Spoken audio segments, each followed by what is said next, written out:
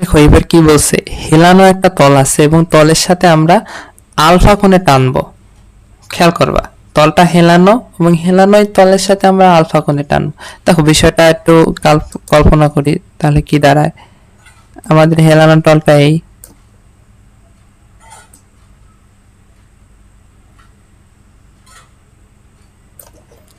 আবার বলা আছে যে এইটা হচ্ছে আমাদের কোণটা হচ্ছে থিটা কোণ।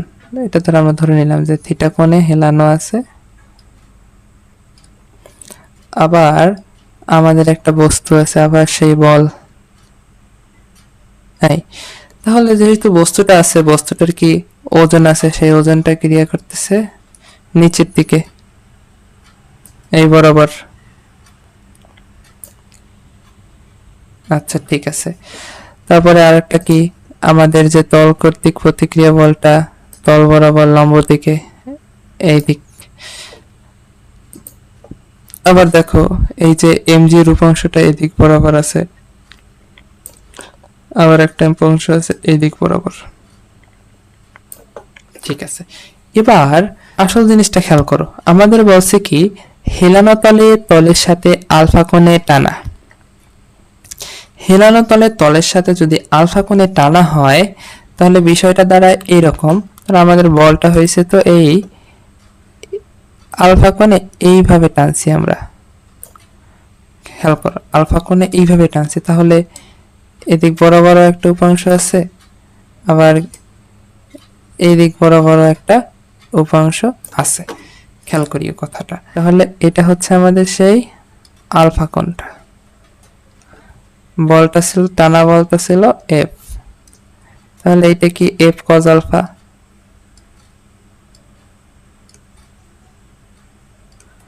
আর এটা হচ্ছে এফ সাইন আলফা।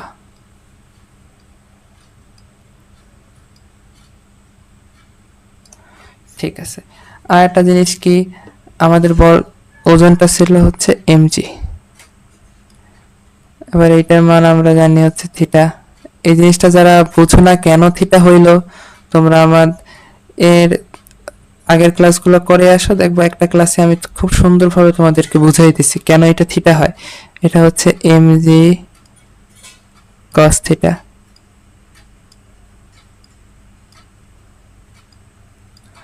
এটা হচ্ছে এমজি সাইন থিটা।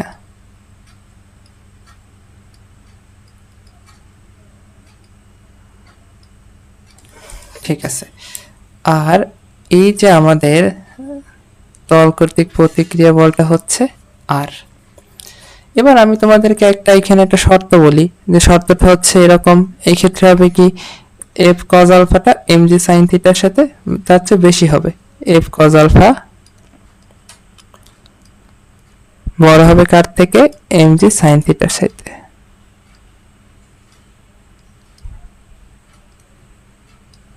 ঠিক আছে, আমরা এইভাবেই আঁকাবো। দেখো তাহলে F cos alpha MG sine থিটার চাইতে বড়, তার মানে বস্তুটা যাচ্ছে এদিকে, ঘর্ষণ বল থাকবে কোথায়, ঠিক তার বিপরীত দিকে। এই হচ্ছে আমাদের সেই ঘর্ষণ বলটা আছে কোথায়, ঠিক তার বিপরীত দিকে। এবং ঘর্ষণ বলটাকে আমরা প্রকাশ করব হচ্ছে বরাবরের মতোই এফ দ্বারাই। ঠিক আছে, আশা করি আমাদের এই জিনিসটা সকলের ক্লিয়ার। এবার যদি আমরা স্থিতি ঘর্ষণের ক্ষেত্রে চিন্তা করি, দেখো এখানে উপরে আছে আর, আর আছে এফ সাইন আলফা, নিচে কি এমজি কস থিটা। তাহলে আমরা এইভাবে লিখতে পারি, আর প্লাস এফ সাইন আলফা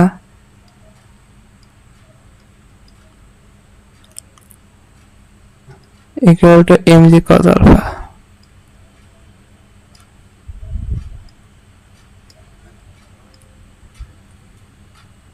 ঠিক আছে, আবার স্থিতি ঘর্ষণ, বস্তুটা কিন্তু নড়াচড়া নাই, তাহলে F cos alpha equal to কোনটা, এটা উপরে তো F cos alpha equal to হচ্ছে যেহেতু স্থিতি ঘর্ষণ বল F s plus mg sine theta.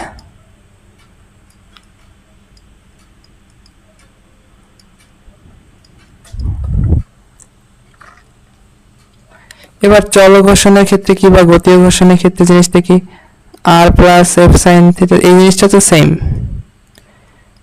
F sine alpha দেখো এটা আমি বলে আলফা লিখছি, এটা হবে হচ্ছে theta equal to mg cos theta. ঠিক আছে, এবার গতি ও ঘর্ষণের ক্ষেত্রে তোর অবশ্যই বস্তুটা চলনশীল, তার মানে ওর ত্বরণও আছে। সেক্ষেত্রে কি হবে দেখো, এফ কজ আলফা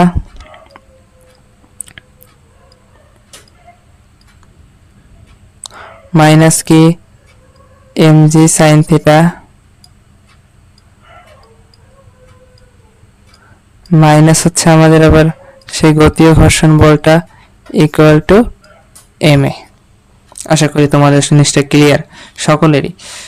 যদি যারা একটু বুঝতে সমস্যা হয় ভিডিওটা পজ করো, তারপরে একটু নিজে নিজে করা ট্রাই করো, বা আরেকবার দেখো, তারপরে আশা করি ক্লিয়ার হবে। তো একবার নিজে নিজে করা ট্রাই করো প্রত্যেকটা টাইপ, তাহলে আশা করি তোমাদের জিনিসটা নিয়ে কোনো সমস্যা থাকারই কথা না।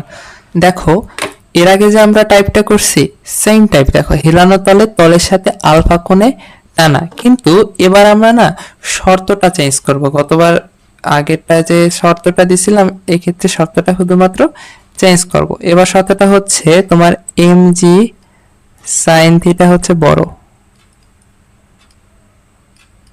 কার চাইতে, f cos আলফার চাইতে।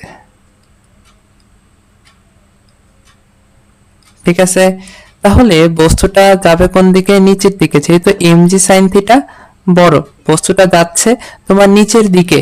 তাহলে খেয়াল করো, আমরা তো ঘর্ষণ বলটা দিছিল আগে যখন f cos আলফা বড় ছিল, তাহলে বস্তুটা যাচ্ছিল উপরের দিকে, ঘর্ষণ বলটা ছিল তার ঠিক বিপরীত দিকে। এবার যেহেতু বস্তুটা যাচ্ছে আমার নিচের দিকে, তাহলে ঘর্ষণ বলটা হবে এদিক পড়বে। তাহলে এই যে ঘর্ষণ বলটা এটা আর নাই। ঠিক আছে, তাহলে আমাদের ঘর্ষণ বলটা হবে এবার এই বিপরীত দিক বরাবর।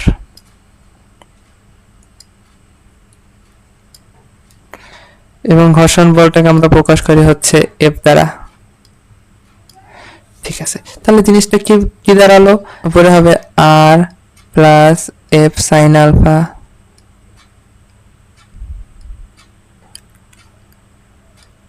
Equal to mg cos theta.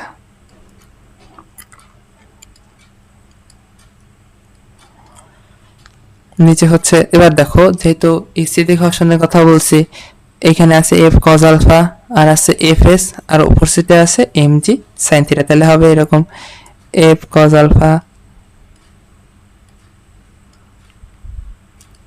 Plus fs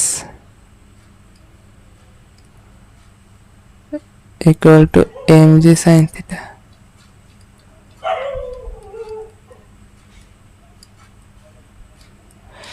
এবার যদি আমরা গতি ও ঘর্ষণের ক্ষেত্রে চিন্তা করি, দেখো উপরের যে আর এর যে সমীকরণ বা আর এর যে ইকুয়েশনটা, ওটা কিন্তু আর চেঞ্জ হয় না।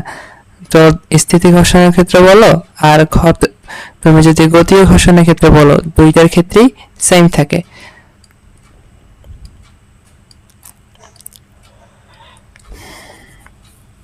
তাহলে এবার গতি ও ঘর্ষণের ক্ষেত্রে নিচেরটা কি হবে খেয়াল করো, এবার mg sin থিটা বড়, তাহলে আমরা বলবো mg sin theta minus f cos alpha minus f কে ইকুয়াল টু ma।